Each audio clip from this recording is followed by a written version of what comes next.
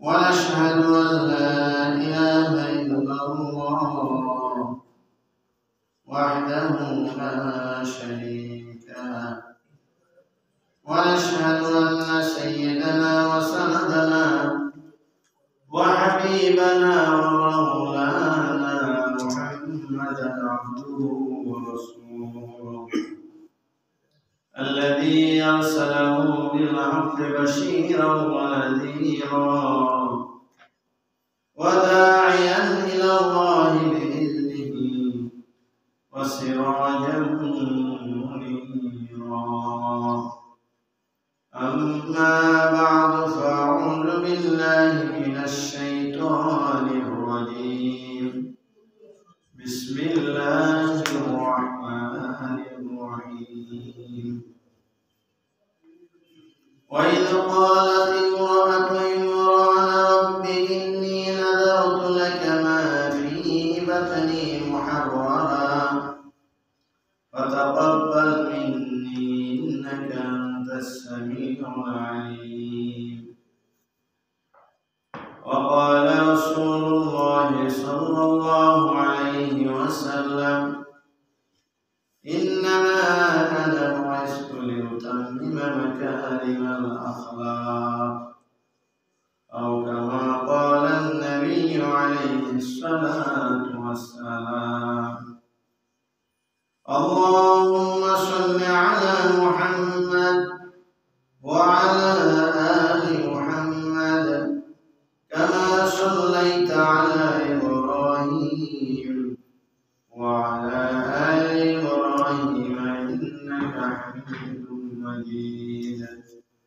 اللهم بارك على محمد وعلى آل محمد كما باركت على إبراهيم وعلى آل إبراهيم إنك حميد مجيد.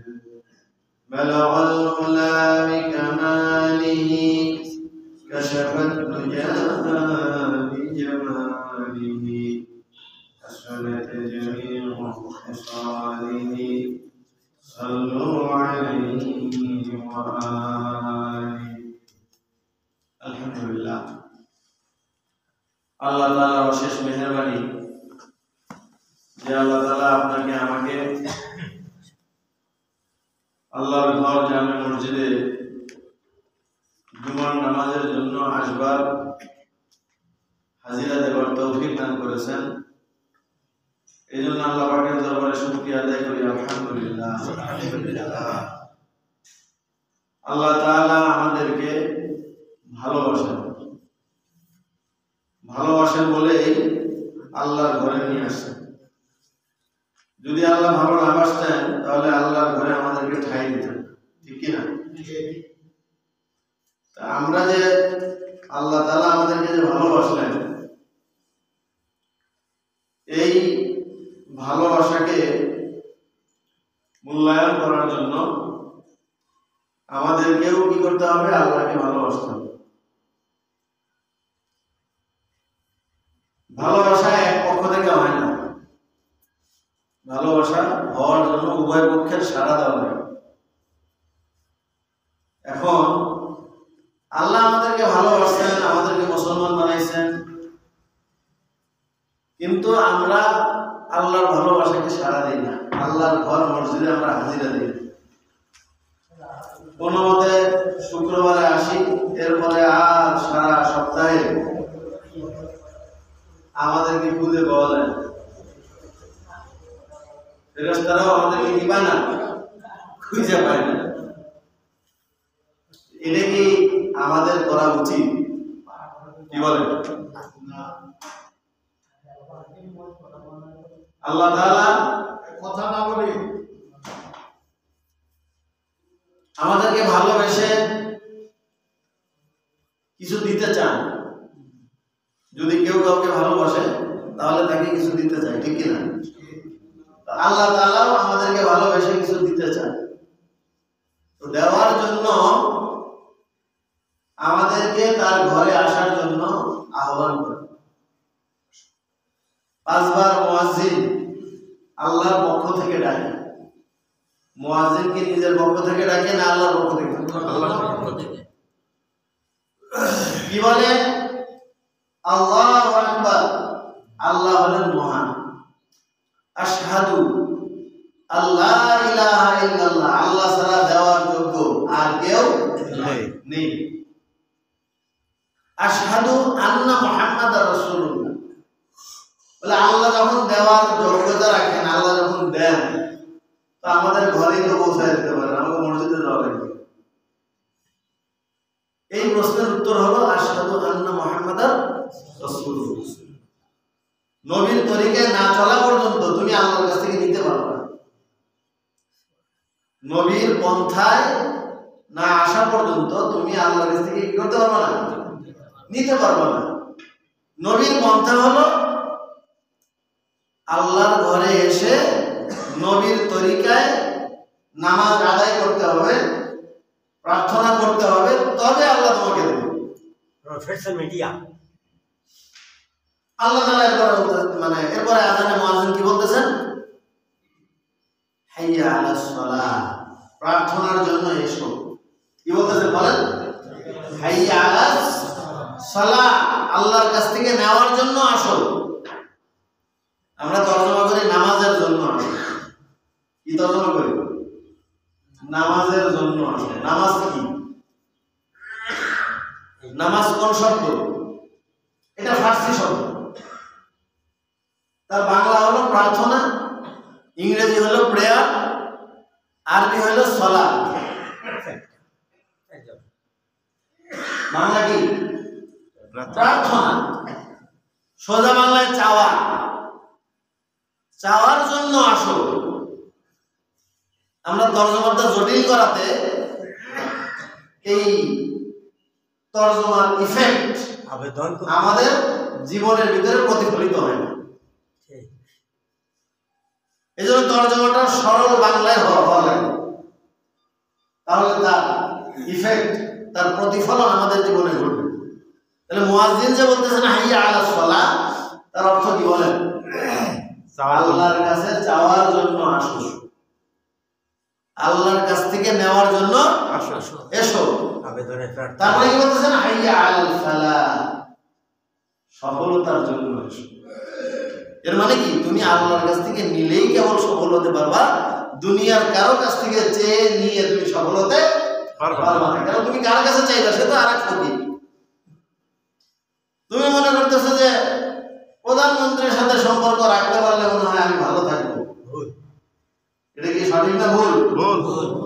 যারা প্রধানমন্ত্রীর সাথে সম্পর্ক রাখছিল তারা কি এখন সঠিক ভালো আছে না খারাপ আছে? কঠিন অবস্থায় আছে না? এরা তো মনে করছিল যে হুজুর টুজুর লাগবে না, মসজিদ মাদ্রাসার দরকার নাই, কোরআন হাদিস উল্টায় তো আলেম ওলামার ধারে কাছে যায় না, আমাকে কে আছে? প্রধানমন্ত্রী আছে। আল্লাহু আকবারের ধ্বনিবাদ খালি কয় জয় বাংলা, আর কি কয়? জয় বঙ্গবন্ধু। বঙ্গবন্ধুর সাথে সম্পর্ক রাখতে পারলে আর দুনিয়াতে কিছুই লাগবে না। উঠাইতে উঠাইতে খাড়া করতে করতে এমন কোন জায়গা নাই যেখানে বঙ্গবন্ধুরে খাড়া করে না।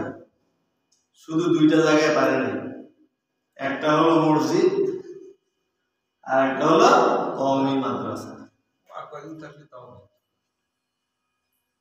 আমি তো প্রস্তাব দিছিলাম যে মসজিদের এক সাইডে কি থাকবে, আপনারা তো রাজি হইলেন না।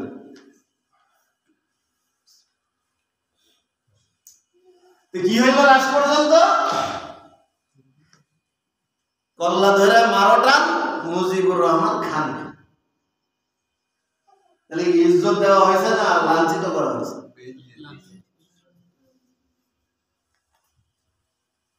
এটা জুলুম। যে যার যোগ্য না তাকে সেই জায়গায় উঠাইলে তার উপর জুলুম করা হবে। সুতরাং মেয়ে কর্তৃক পিতার উপর জুলুম করা হয়েছে। মেয়ে কর্তৃক পিতার উপর কি করা হয়েছে? জুলুম করা হয়েছে। যদি সে না উঠাইতো পরে কেউ না হইতো, যদি সে মূর্তি না দাঁড় করাইতো পরবর্তীতে তার মাথার উপর কেউ পেশাব করতো না। তুমি যেমন আল্লাহ রাসূল বলতেছেন যে তোমরা অন্য কোন ধর্মাবলম্বীদের মাবুদকে, তারা যা পূজা করে তাদেরকে গালি দিও না। কেন? তুমি যদি তাদের মূর্তিকে, তাদের মাবুদকে, তাদের খোদারে গালি দাও, সে রাগান্বিত হয়ে তোমার খোদারে গালি দেবে। এই জন্য ইসলাম বড় রুচিশীল এবং বড় প্রগতিশীল এবং সুচিন্তিত, সুপরিকল্পিত, সুন্দর একটি ধর্মের নাম। ইসলাম বলতেছে যে তোমরা অন্য ধর্মাবলম্বীদের মাবুদরে কি দিও না, গালি দিও না। যদি তুমি তাদের মূর্তিকে গালি দাও, তাহলে তারা তোমার রবকে কি করবে? গালি দেবে। তাহলে কি হলো? তুমি তোমার রবের গালির ওসিলা বলবে।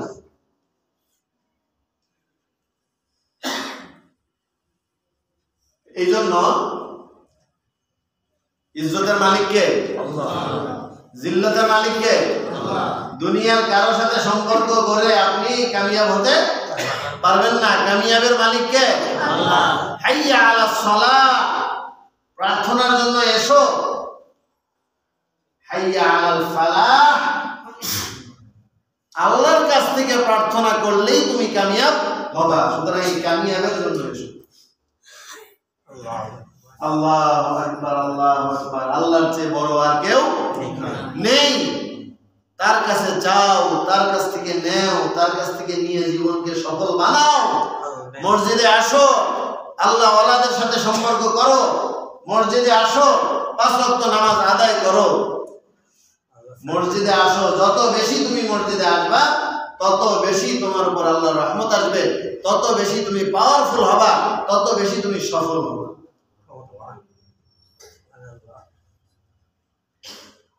আজকে এই জিনিসটা আমরা বুঝতে যত দেরি করব, আমার আপনার কপালের ভোগ দূর হইতেও তত দেরি করব। আল্লাহ তাআলা আমাদেরকে নিকট তাওহীদ দান করেন। কোরআন মাজিদে যত ঘটনা আছে আমি আপনাদের সামনে সূরা মারিয়াম বের করেছি। সূরা মারিয়ামের মধ্যে আল্লাহ রাব্বুল আলামিন হযরত মারিয়াম আলাইহিস সালামের কাহিনী বিস্তারিত আলোচনা করেছেন। কেন? এই মারিয়াম আলাইহিস সালামের কাছ থেকে আমাদের অনেক কিছু শিক্ষণীয় আছে।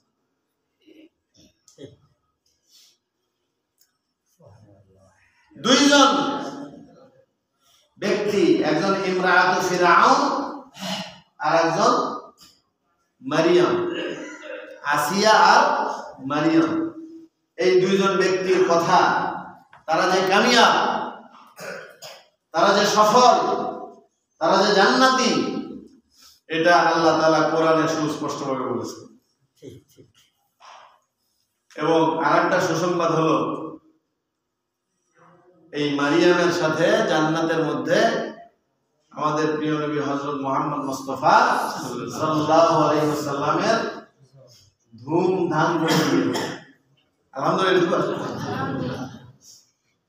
আর বিবি আসিয়ার সাথে, কারণ আসিয়ার স্বামী কে ছিল? ফিরআউন। ফিরআউন তো আর জান্নাতে যেতে পারত না।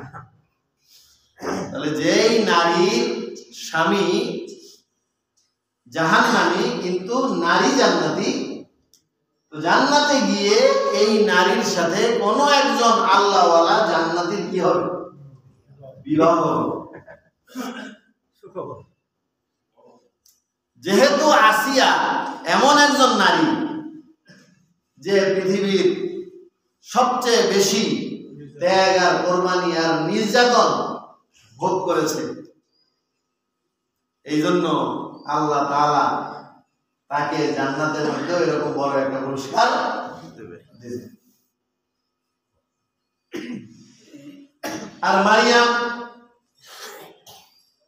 তার তো দুনিয়াতে বিয়েই হয় নাই। দুনিয়াতে কি হয় নাই বলেন? মারিয়ামের বিয়েই হয় নাই। আল্লাহ তাআলার কুদরতে তার মাধ্যমে একজন নবী দুনিয়াতে প্রেরণ করেছিলেন, যিনি নবী হলো ঈসা আলাইহিস সালাম। এই নবীর নাম কি? ঈসা আলাইহিস সালাম। যেই নবী এখনো জীবিত, আলহামদুলিল্লাহ। যেই নবী কি এখনো জীবিত, ওনার কি মৃত্যু হয়েছে?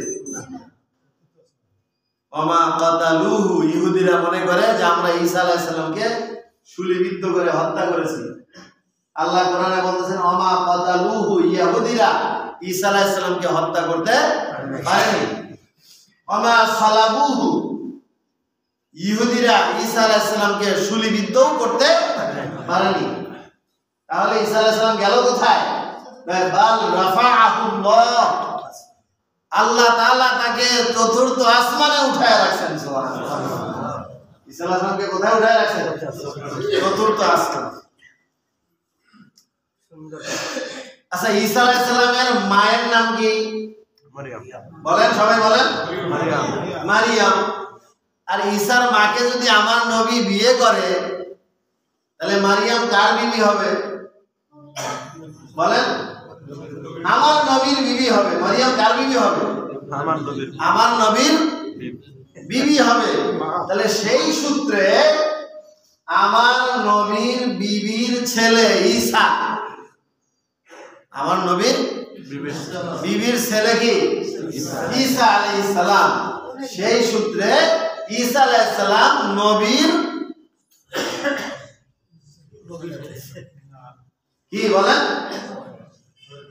সরাসরি পুত্র না হলেও স্ত্রীর সন্তান হিসেবে পুত্র। বাইল। এই জন্য আল্লাহ তাআলা এই ঈসা আলাইহিস সালামকে আসমানে উঠায় রাখছেন, যে এই উম্মত যখন কিয়ামতের পূর্বে সবচেয়ে বড় সংকটের মধ্যে পড়বে, তখন আল্লাহ তাআলা ঈসা আলাইহিস সালামকে আবার দুনিয়াতে নামিয়ে নবী মুহাম্মদ রাসূলুল্লাহর উম্মত হিসেবে, আমাদের ভাই হিসেবে সারা পৃথিবীতে ইসলামের বিপ্লব তৈরি করবেন এবং সারা পৃথিবীর ভিতরে ইসলামকে প্রতিষ্ঠা করবেন।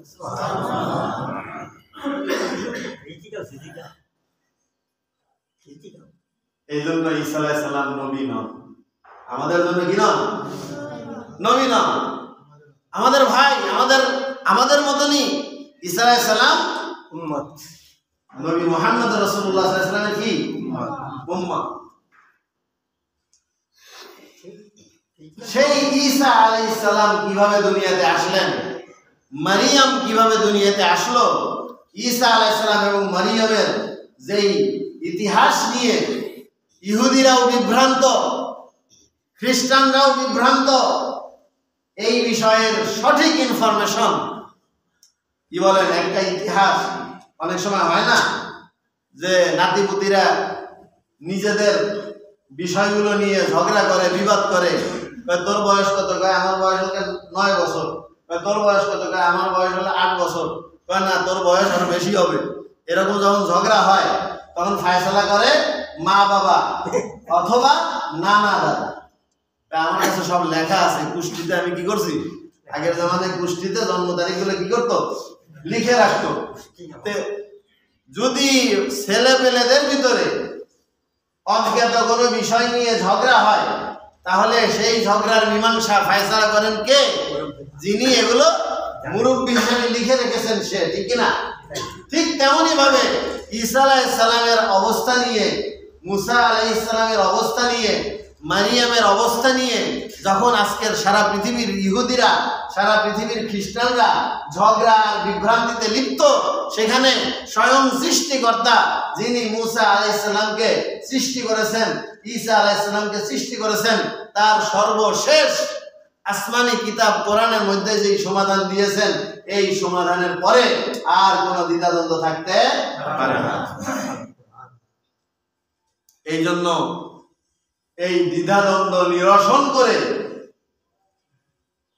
যেহেতু আমরা মুসলমান, আমরা আসমানি কিতাবের আপডেটেড ভার্সন ব্যবহার করি। যেহেতু আমরা মুসলমান, নবুয়তের ধারাবাহিকতায় আপডেটেড ব্যক্তি হযরত মুহাম্মদ সাল্লাল্লাহু আলাইহি ওয়াসাল্লামের অনুসারী, যেহেতু আমরা মুসলমান এবং ওলামায়ে কেরামকে ওয়ারাসাতুল আম্বিয়া হিসেবে নবীর মতন সম্মান দিয়ে তাদের অনুসরণ করে সঠিক রাস্তা, আল্লাহকে পাওয়ার, জান্নাত পাওয়ার রাস্তা খুঁজে ফিরি। এই জন্য আমাদের উচিত কোরআন থেকে যেই বিষয় নিয়ে ইহুদিরা বিভ্রান্ত, যেই বিষয় নিয়ে খ্রিস্টানরা বিভ্রান্ত, যেই বিষয়গুলো নিয়ে আজকে সারা দুনিয়ার মানুষ বিভ্রান্তির ভিতরে, হতাশা এবং বিভিন্ন আমানিশার ভিতরে তারা সময় কাটাচ্ছে, সেই কোরআনের কাছে আসলে আশা করি সকলের সমস্ত আমানিশা দূর হয়ে যাবে ইনশাআল্লাহ। এই জন্য আমি আপনাদের সামনে সূরা কাহাফ খুলেছি।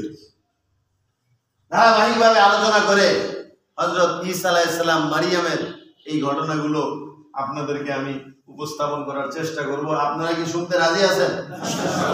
আল্লাহ তাআলা আমাদেরকে তৌফিক দান করুন। কাফ ইয়া আইন সাদ, আল্লাহটা দিন আল্লাহ আমার আনছে। কাফ ইয়া আইন সাদ, এটা হলো স্পেশাল কোড। আলিফ লাম মিম, আলিফ লাম রা, তাহা, ইয়াসিন, নুন, কাফ ইয়া আইন সাদ, তাসিন মিম।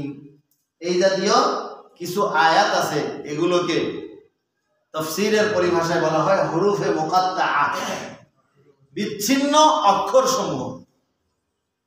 এগুলো হলো আল্লাহ এবং রাসূলের মাঝে এমন কিছু কোড, যেই কোডের তরজমা জিবরাইলও জানে না।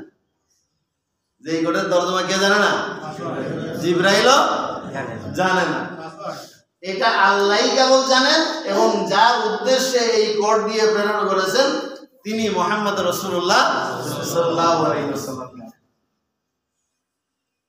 এইজন্য প্রথম সূরাতে যেখানে এই কোড ব্যবহার করা হয়েছে, সেই কোডের ভিতরে তিনটা অক্ষর আছে। একটা হচ্ছে আলিফ লাম, আরেকটা হলো লাম, আরেকটা মিম। এই আলিফ লাম মিমের রহস্য উদ্ঘাটন করতে গিয়ে কোন কোন মুফাসসিরিন কেরাম বলছেন আলিফ মানে হলো আল্লাহর পক্ষ থেকে আসছে, আর লাম মানে জিবরাইলের মারফত হয়ে আসছে, আর মিম মানে মুহাম্মদ সাল্লাল্লাহু আলাইহি ওয়াসাল্লাম হচ্ছে প্রাপক। একজন সেন্ডার, আর একজন মিডিয়া, আর একজন কি সেন্ট পারসন, অর্থাৎ প্রাপক, দাতা, মাধ্যম আর কি প্রাপক। এই তিনজনের কোড হিসেবে আলিফ লাম মিম। তো কাফ হা ইয়া আইন সাদ, এটার কোডের অর্থ কি? এটা আল্লাহ ছাড়া আর কেউ জানে না। এইজন্য তরজমার জায়গায় লেখা থাকে আল্লাহু আ'লামু বিমুরাদিহি, আল্লাহ তাআলাই এর অর্থ অধিক ভালো জানেন। সুবহানাল্লাহ। যিকরু রাহমাতি রাব্বিকা আবদাহু যাকারিয়া, আল্লাহ তাআলার একজন বান্দা, তার নাম যাকারিয়া, তার সম্পর্কে আলোচনা হবে এই সূরার মধ্যে। আল্লাহ তাআলা সেই কথাটা বলেন। যাকারিয়াকে, যাকারিয়া হলো হযরত মারিয়ামের খালু। যাকারিয়াকে বলেন হযরত মারিয়ামের খালু। যাকারিয়া আলাইহিস সালামের যিনি ভাইরা, মারিয়ামের যিনি পিতা, তার নাম হলো ইমরান। তার নাম কি? ইমরান। সূরা আলে ইমরানের ভিতরে এই সম্পর্কে আয়াতে আল্লাহ তাআলা বলেছেন ইয ক্বালাত ইমরাতু ইমরান, যখন ইমরানের স্ত্রী আল্লাহ তাআলাকে বললেন, দোয়ার মধ্যে। ইমরানের স্ত্রী কোনো নবী না, আল্লাহর সাথে তার কোনো সাক্ষাৎ হয় নাই, আল্লাহ তাআলা তার কাছে কোনো ওহীও নাজিল করেন নাই, কিন্তু তিনি একজন নেককার আল্লাহওয়ালা মহিলা ছিলেন, রমণী ছিলেন। এই জন্য তার ইনফরমেশন, তার কিসসা আল্লাহ তাআলা কোরআনে বলেছেন ইয ক্বালাত ইমরাতু ইমরান, যখন ইমরানের স্ত্রী আল্লাহ তাআলাকে বললেন দোয়ার মধ্যে, কি বললেন? রব্বি ইন্নী নাযারতু, ওগো আল্লাহ আমি মানত করলাম। কি করলাম? মানত করলাম। মা ফি বাতনি, যা কিছু আমার পেটে রয়েছে। অর্থাৎ ওই সময় ইমরানের স্ত্রী জাকারিয়ার শালিকা গর্ভবতী ছিলেন। আর সাধারণত যারা ইমানদার, যারা আল্লাহতে বিশ্বাসী, তারা গর্ভে সন্তান আসলেই ভালো ভালো নিয়ত করে যে আমার সন্তানকে হাফেজ বানাবো, আমার সন্তানকে আলেম বানাবো, আমার সন্তানকে নামাজি বানাবো, আমার সন্তানকে আল্লাহওয়ালা বানাবো। আর যারা বড় দুনিয়াদার, তারা নিয়ত করে আমার ছেলেকে ডাক্তার বানাবো, আমার ছেলেকে ইঞ্জিনিয়ার বানাবো, আমার ছেলেকে পাইলট বানাবো, আমার ছেলেকে অ্যাক্টর বানাবো, নায়িকা বানাবো, নায়ক বানাবো, গায়িকা বানাবো, গায়ক বানাবো, ইত্যাদি ইত্যাদি। আপনারা যখন কোরআনের ভিতরে পাইলেন ইমরানের স্ত্রীর নিয়াত সম্পর্কে, এখন আপনারা আপনাদের স্ত্রীদেরকে, মেয়েদেরকে, মাদেরকে যখন এই কাহিনী শোনাবেন, তখন আপনার মেয়ে অথবা আপনার মা অথবা আপনার স্ত্রী, আমি চ্যালেঞ্জ দিয়ে বলতে পারি, সে নায়ক নায়িকা, গায়ক গায়িকা নিয়াত যদি তার ভিতরে থেকেও থাকে, এই কাহিনী শোনার পরে সে তার নিয়াতকে পাল্টায়া বলবে যে আমার গর্ভে যদি আল্লাহ কোনো বাচ্চা দেয়, তাহলে আমি তাকে কি বানাবো? হাফেজ, আলেম, দ্বীনের দায়ী, দ্বীনের মুজাহিদ বানাবো, যাদের হাতে ইসলাম বিজিত হবে। ইমরানের স্ত্রী মারিয়ামের মা নিয়াত করছে যে আমার পেটে যদি সন্তান হয়, দুনিয়াতে আসে, তার মনে মনে ধরে রাখছে যে সেটা সন্তানই মনে হয় আল্লাহ দেবে। এই জন্য নিয়াত এরকম করছে, আমি কি বানাবো? আল্লাহর জন্য সুপর্দ করে দেব। যেহেতু তাদের অবস্থান ছিল ফিলিস্তিন, আল্লাহ অবস্থান কোথায় ছিল বলে? আজকে সেই ফিলিস্তিনে তামা তামা করে ফেলছে। এই মারিয়ামের জায়গা ফিলিস্তিন, এই ঈসার জায়গা ফিলিস্তিন, এই সুলাইমান আলাইহিস সালামের জায়গা ফিলিস্তিন, এই দাউদ আলাইহিস সালামের জায়গা ফিলিস্তিন, এই জাকারিয়া আলাইহিস সালামের জায়গা ফিলিস্তিন, এই ইয়াহিয়া আলাইহিস সালামের জায়গা ফিলিস্তিন। কোটি কোটি জিন্নাত মিলে মসজিদে আকসা তৈরি করেছে হযরত সুলাইমান আলাইহিস সালামের কমান্ডে। এত বড় আল্লাহর কুদরত ওয়ালা সেই ফিলিস্তিনকে আজকে ইহুদিরা ধ্বংস করে দিচ্ছে। আর সারা দুনিয়ার শয়তানরা তাকায় তাকায় দেখে আর নীরব ভূমিকা পালন। তো কি বললেন? ইন্নী নাযারতু লাকা মা ফি বাতনি মুহাররারা ফাতাকাব্বাল মিন্নি, আপনি কবুল করে নেন। ইন্নাকা আনতাস সামিউল আলিম, নিশ্চয়ই আপনি আপনার বান্দা বান্দীদের দোয়াকে কবুল করনেওয়ালা। কবুল করনেওয়ালা কে? আল্লাহ। বান্দা যখন আল্লাহ তাআলার কাছে কোনো কিছু প্রার্থনা করে, আশা করে, দোয়া করে, তখন ওই দোয়াটা কবুল হওয়ার জন্য এক নম্বর শর্ত হলো আল্লাহ তাআলা অবশ্যই কবুল করেছেন বলে দিলের ভিতরে ইয়াকিন থাকতে হবে। আমরা দোয়া করার সময় সন্দেহের মধ্যে থাকি, আমার এই দোয়া কবুল হয় না না হয়। প্রত্যেকটা দোয়া আল্লাহ তাআলা কবুল করেন। তার তিনটা অবস্থায়, কবুলিয়াতের কয়টা অবস্থা? তিনটা অবস্থা। যা চাইছেন তা পাইবেন। এটা হলো সবচেয়ে লো কোয়ালিটির দোয়া কবুলের ব্যবস্থা। দুই নাম্বার, ওর চেয়ে একটু হাই কোয়ালিটির দোয়া কবুলের ব্যবস্থা হলো যা পাইবেন তার চেয়ে বেশি পাইবেন, কিন্তু একটু পরে। যা পাইবেন তার চেয়ে বেশি পাবেন, কিন্তু সেটা পরে। সেটা কিভাবে আপনি দেখবেনও না, আপনি বুঝবেনও না, সূক্ষ্মভাবে।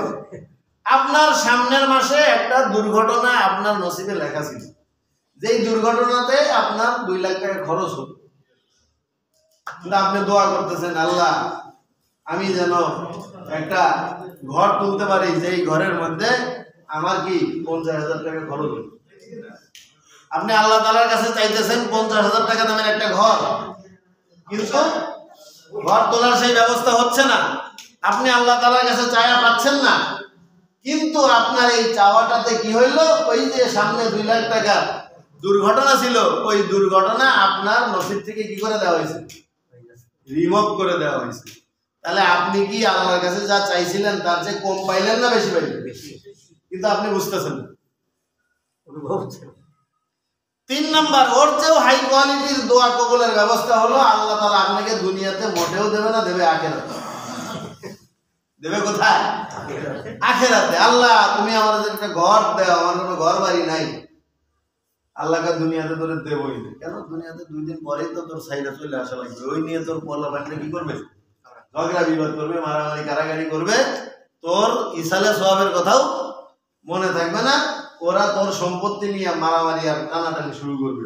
তার চেয়ে তুই যখন ঘর চাইছিস, এই ঘরের চেয়ে তুই এমন ঘর তোকে আমি দেব তুই কল্পনাও করতে পারবি না। একটা ইট হবে স্বর্ণের, আর একটা ইট হবে রূপার, মেশক আম্বরের হবে গাঁথনি, ইয়াকুত মারজানের হবে টাইলস, আর বিভিন্ন রকমের দামি দামি জিনিসপত্র দিয়ে হবে দরজা জানালা, আর পাখির কিচির মিচির দিয়ে হবে মিউজিক। আল্লাহু আকবার। মা লা আইনুন রাআত ওয়ালা উযনুন সামিআত ওয়ালা খাতারা আলা কলবি বাশার। এমন রাজপ্রাসাদ, ইযা রাআইতাহু হাসিবতাহু লুকলুআম মানসুরা ওয়া ইযা রাআইতা সাম্মা রাআইতা নাঈমা ওয়া মুলকান কাবীরা। তোমার সেই বাড়ি, তোমার সেই ঘর, তোমার সেই রাস্তা, তোমার সেই বাগান, তোমার সেই রাজ্য দেখলে মনে হবে যে বিশাল রাজত্বের তুমি একজন বাদশা। চাইছিলেন তো একটা বাংলা ঘর, আল্লাহ আপনাকে জান্নাতের বিশাল রাজত্বের বাদশা বানিয়ে দিয়েছেন। তাহলে যা চাওয়ার চেয়ে কম পাইছেন না বেশি পাইছেন? ফাতাকাব্বাল মিন্নি। দোয়া করার পরে অবশ্যই আল্লাহ তাআলার কাছ থেকে পাওয়ার ইয়াকিন রাখবেন। কোন দোয়া ব্যর্থ হবে না। আপনি যে আল্লাহর কাছে চাইতেছেন, আপনি যে হাত উঠাইতে পারতেছেন, আপনি যে চোখের পানি ফেলতে পারতেছেন, আপনি যে মসজিদে আসতে পারতেছেন, আপনি যে 5 ওয়াক্ত নামাজে হাজিরা দিতে পারতেছেন, এটাই প্রমাণ করে যে আল্লাহ আপনাকে মহব্বত করে। আল্লাহ আপনি কি করে? মহব্বত করে। এসএসসি পরীক্ষার আগে ছেলেরা মাশাআল্লাহ 5 ওয়াক্ত নামাজ মসজিদে এসে পড়তো, পরীক্ষাও শেষ আর মসজিদে আসে। কেন? কয় না আর দরকার নেই। এরকম কেন হবে? মুসলমান ভাই, প্রত্যেকেই 5 ওয়াক্ত নামাজ মসজিদে এসে পড়ার চেষ্টা করব। আল্লাহ তাআলা আমাদের তৌফিক দান করুন। ইন্নাকা আনতাস সামিউল আলিম। ফাতাকাব্বালাহা রাব্বুহা বিকবুলিন হাসানিন ওয়া আনবাতাহা নাবাতান হাসানান। আল্লাহ তাআলা কবুল করলেন। ফালাম্মা ওয়াদাআত, এরপরে যখন দুনিয়াতে আসলো দেখতেছে যে ছেলে হয়নি, হয়েছে মেয়ে। নিয়ত করছিল মসজিদে দেবে, আর ওই সময়কার নিয়তটাই এমন ছিল। এখন তো ঘরে ঘরে মাদ্রাসা আর রোডে রোডে মসজিদ, আর তখন তো পুরা ফিলিস্তিন মিলে ওই মসজিদ ছিল একখান, বাইতুল মুকাদ্দাস। মানুষ ইমানদাররা নিয়ত করত যে আমার সন্তানকে বাইতুল মুকাদ্দাসের খেদমতে দেব। সেখানে আরো কি ধর্মযাচক, ধর্মের গবেষণাকারীরা আসেন, তাদের সহবতে থেকে সে একজন আসমানি কিতাবের পণ্ডিত হবে, আসমানি কিতাবের আলেম হবে, আল্লাহ ওয়ালা হবে। আল্লাহর কাছে দোয়া করলে সে যা চাইবে তাই পাইবে, এবং তার উসিলায় আমরাও মুক্তি পাবো। এইরকম একটা নিয়াত করেছিল ইমরান। কিন্তু ভূমিষ্ঠ হওয়ার পরে দেখতেছে রব্বি ইন্নী ওয়াদাতুহা উনসা। আল্লাহ গো, চাইছিলাম ছেলে সন্তান, নিয়াত করছিলাম মসজিদের খাদেম বানাবো, এটা মান্যত তো পুরা করা ওয়াজিব। দিছেন তো এবার কন্যা সন্তান, এইবার আমি কি করতে পারি? আমরা যেমন বিপদে পড়লে মশলায় যখন প্যাঁচ খায়, এইবার কি করব? 3 তালাক তো কয়ে ফেলাইছি স্ত্রীকে। আমি তো রাগের মাথায় কইছিলাম, স্ত্রী তো ছাড়ার নিয়ত ছিল না। হুজুর এখন কি করব? বিপদে পড়ে কার কাছে যায়? হুজুরের কাছে যায়। ইমরানও এখন বলতেছে যে আমি কি করতে পারি? তো দুলাভাই জাকারিয়া আলাইহিস সালাম নবী, দুলাভাই জাকারিয়া আলাইহিস সালাম কি নবী, জাকারিয়ার কাছে জিজ্ঞেস করলো যে আমি এখন কি করতে পারি? তো জাকারিয়া আলাইহিস সালাম আল্লাহ তাআলার কাছে প্রার্থনা করলেন। আল্লাহ তাআলার পক্ষ থেকে ওহী আসলো। ওহীর দিক নির্দেশনা অনুযায়ী বলে মান্যত যেটা সেটা পুরা করা ওয়াজিব। মান্যত পুরা করা কি ওয়াজিব। তোমার ভূমিষ্ঠ হওয়া সন্তান, ছেলে হোক মেয়ে হোক, নিয়াত করছো যখন মসজিদের খাদেম বানাবা, তাহলে মসজিদের খাদেমই তারে বানাইতে হবে, আল্লাহর রাস্তায় দিতেই হবে। এতদিন পর্যন্ত আমাদের কোনো মহিলার তালিম তরবিয়তের কোনো ব্যবস্থা ছিল না। মারিয়ামের দ্বারা মসজিদে আরেকটা মহিলা সেকশন খোলা, কি খোলা হবে? মহিলা সেকশন খোলা হবে। আলহামদুলিল্লাহ এখন পুরুষরাও তবলিগ করে, মহিলারাও তবলিগ করে, করে না? করে না? পুরুষরাও ওয়াজের প্যান্ডেলে পুরুষের প্যান্ডেলে বসে, মহিলারাও মহিলাদের প্যান্ডেলে বসে। পুরুষরাও মসজিদে এসে 5 ওয়াক্ত নামাজ পড়ে, মহিলারাও কি করে? নামাজ পড়ে। তবে এখানে একটা মশলায় ব্যাস লাগছে, এটা কয়ে শেষ করি। পুরুষ প্রত্যেক মসজিদে 5 ওয়াক্ত নামাজ পড়ার জন্য আসবে, মহিলাদের জন্য প্রত্যেক মসজিদেই আলাদা নামাজের ব্যবস্থা করার প্রয়োজন নেই। আছে কোথায়? যেখানে bus stand, rail station, court, market, যেই জায়গাগুলোতে দুনিয়াবি কোনো প্রয়োজনে পুরুষের সাথে মহিলাও যায়, নামাজের আজান যখন হয় তখন কি শুধু পুরুষের উপর নামাজ ফরজ না মহিলার উপরে? বলেন, সবার উপরেই নামাজ ফরজ। তাহলে পুরুষ মানুষ আজান হয়েছে, মসজিদে দৌড়ায় গিয়ে নামাজ পড়লো, মহিলার নামাজের ব্যবস্থা নেই, তখন কি হবে? মহিলা হয় বাসের মধ্যে বসে থাকবে, অথবা মহিলাকে এক জায়গায় বসায় দিয়ে যাওয়া লাগবে যে তুমি একটু এখানে বসে থাকো, আমি নামাজটা পড়ে আসি, অথবা মহিলার উপর পাহারাদারি করতে গিয়ে দোনো নামাজ বাদ হয়ে যাবে। এখন এইটাই 3 নাম্বারটাই বেশি হবে। কি বলেন? কেন? পরিবেশ তো ভালো না, কোথায় ফিরে যাবো, আবার কোন ঝামেলা হবে। এই জন্য বাস স্টেশন, রেল স্টেশন, বাজার, মার্কেট, যে সমস্ত জায়গায় পুরুষের সাথে মহিলাদেরও যাতায়াতের ব্যবস্থা, সেই হিসেবে বাজারের সাথে আরেকটা জিনিস যোগ করা যায় বাগেরহাটের জন্য, সেটা হলো মাজার। সেটা কি বলেন? মাজার। কারণ এখানে আপনার লোক আসতেছে, আপনি ঠেকাইতে পারতেছেন না, তাহলে মহিলাদের জন্য আলাদা অবশ্যই জায়গা করা উচিত। নেই বিধায় আমরা দরগায় গিয়ে দেখি পুরুষ আর মহিলা একসাথে বসে নামাজ আছে না নাই? বলেন, এখানেও ব্যবস্থা নাই বিধায় পুরুষ মহিলা একসাথে জিয়ারত করতেছে, একসাথে ওযু করতেছে, পরিবেশের বিঘ্ন ঘটতেছে। এগুলো শৃঙ্খলায় আসা দরকার। যথাযথ যে যেখানে কর্তৃপক্ষ হিসেবে দায়িত্ব পালন করতেছেন, আমার জানা মতে এখানে অনেক মসজিদের, অনেক মাদ্রাসার দায়িত্বশীলরা, কমিটির দায়িত্বশীলরা এখানে আসেন, নামাজ পড়েন, আমার কাছ থেকে বিভিন্ন মাসলা মাসাইল জিজ্ঞেস করেন। সকলের জন্যই আমার এই কথা থাকলো, এই সমস্ত জায়গাগুলোতে পর্দাসম্মত নামাজের মহিলাদের ব্যবস্থা করা উচিত করবেন। কিন্তু প্রত্যেক মসজিদেই ঘরের মহিলাদেরকে নামাজে নিয়ে আসার প্রয়োজন নেই, স্বাধীনতাও নেই, বরং নিষেধ আছে। বরং কি আছে? নিষেধ আছে। ওমর রাদিয়াল্লাহু আনহুর জামানায় মসজিদে নববীতে পর্যন্ত মহিলাদের আসতে বারণ করেছিল। আগন্তুক ছাড়া যারা এলাকার মহিলা, তোমরা মসজিদে আসো। হ্যাঁ, দূর দূরান্ত থেকে কেউ হজ করতে আসো, উমরা করতে আসো, জিয়ারত করতে আসো, তোমরা কই যাবে? যদি বাসায় থুয়ে আসেন তাহলে বাসায় মহিলা একা আনইজি ফিল করে। আবার যদি সাথে নিয়ে আসেন আর মহিলাদের জন্য আলাদা ব্যবস্থা না থাকে, বাইরে রেখে আসতে হবে, সেটাও আনইজি ফিল করবে। এই জন্য যদি মহিলাদের আলাদা ব্যবস্থা থাকে, মহিলারা মহিলাদের প্যান্ডেলে অথবা নির্দিষ্ট জায়গায় গিয়ে তারা নামাজ আদায় করলো, পুরুষদের জায়গায় গিয়ে নামাজ আদায় করলো, কোনো ঝামেলা হলো না। আল্লাহ তাআলা আমাদেরকে বুঝবার এবং আমল করবার তৌফিক দান করেন। তো এইভাবে আমরা আমল করব, আল্লাহ তাআলা আমাদেরকে তৌফিক দান করেন। আজকে আর সময় নেই, ইনশাআল্লাহ বাকিটা আগামী জুমা।